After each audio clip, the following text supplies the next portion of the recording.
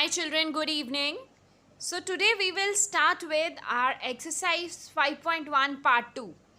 So yesterday we have done 5 questions. तो आज हम लोग उसके आगे questions करेंगे. So question number 6 is again using the given pattern find the missing number.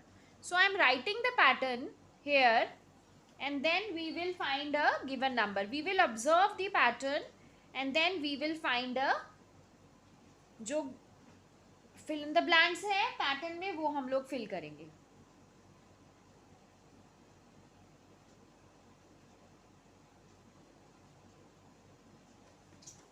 So this is the pattern.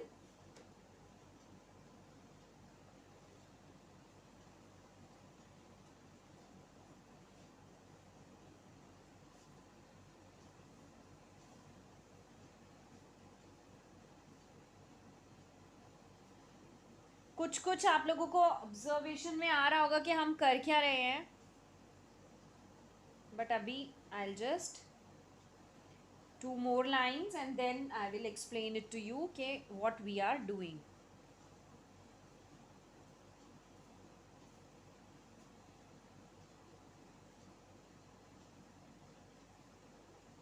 Okay, there are few dash जो हमें अभी fill करने हैं.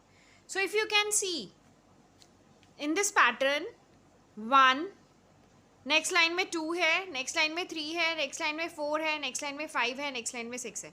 सो it is like a continuous pattern here. Okay, फिर central वाला number देखिए 2 square, 3 square, 4 square, 5 square. तो definitely यहाँ क्या होगा 6 स्क्वायर. नेक्स्ट देखिए आप 2 स्क्वायर, 6 स्क्वायर, 12 स्क्वायर. एंड यहाँ क्या होगा, ये 2 कैसे आ रहा है, ये पैटर्न क्या बन रहा है, यू नीड टू ऑब्जर्व 2 कैसे आया. फिर 2 से 6 कोई लिंकअप नहीं हो रहा. 2 3 ज़ा 6 होता है एंड 6 2 ज़ा 12 होता है, तो आपस में ऐसा लिंकअप तो नहीं है. फिर और देखो कि इनका जो ऊपर वाले नंबर्स है उनका आपस में कोई लिंक है. 1 into 2 is 2, 2 into 3 is 6, 3 into 4 is 12, 4 into 5 is 20. सो आगे लाइन में भी आप चेक कर सकते हैं. 5 into 6 is 30 and 6 into 7 is 42. अब नेक्स्ट देखिए आप,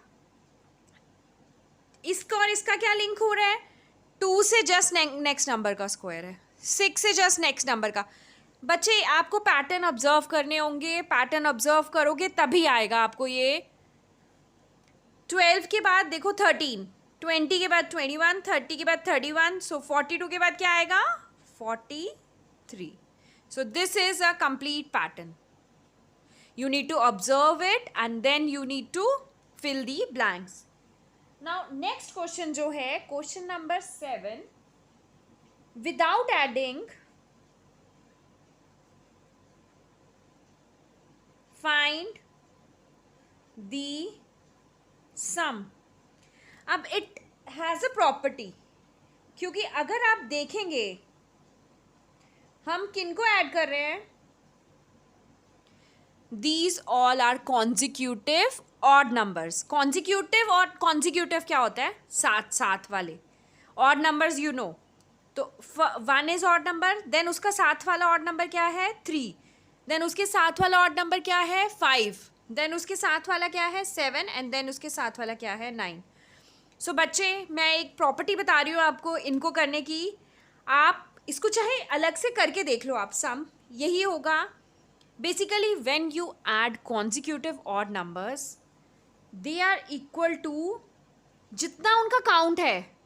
कितने नंबर्स हैं 1 2 3 4 5, दे आर इक्वल टू उस जो काउंट है उसका स्क्वायर.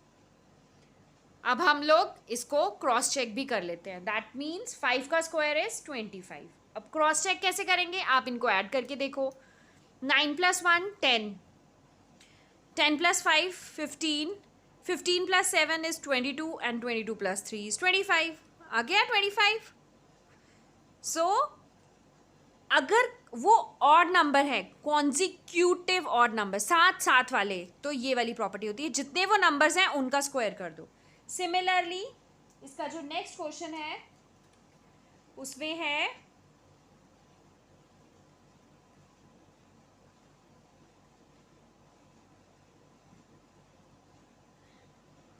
इतने नंबर है.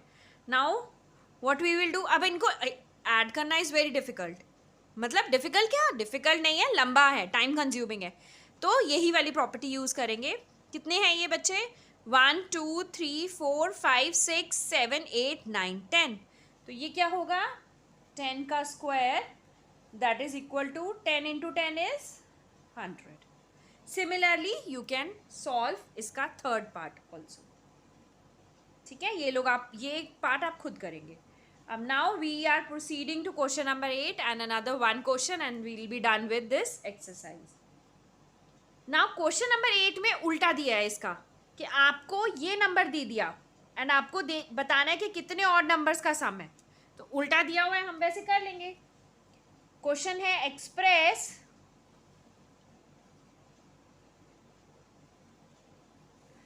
49 as the sum of odd numbers. 49 किसका स्क्वायर होता है, 7 का. सो मतलब कितने कॉन्जिक्यूटिव ऑड नंबर्स होने चाहिए, 7. तो 49 किसका होगा सम, 1 plus 3 plus 5 plus 7 plus 9 plus 11 and plus 13. अगर आप इनका सम करोगे तो 49 ही आएगा with this above property only. Okay, similarly हमें दिया है 121. सो 121 इज स्क्वायर ऑफ 11. तो हम कितने नंबर लिखेंगे, ऑड कॉन्जिक्यूटिव नंबर्स 11 तक. नंबर 11 तक नहीं, 11 ऑड कॉन्जिक्यूटिव नंबर्स लिखेंगे. काउंट में बोल रही हूं मैं.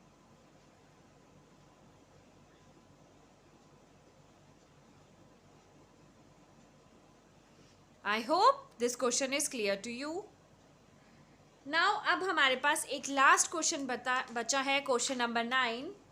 उसकी भी एक फॉर्मूला है जो आप अगर थोड़ा सा याद रख लेंगे तो it will be easy for you to calculate.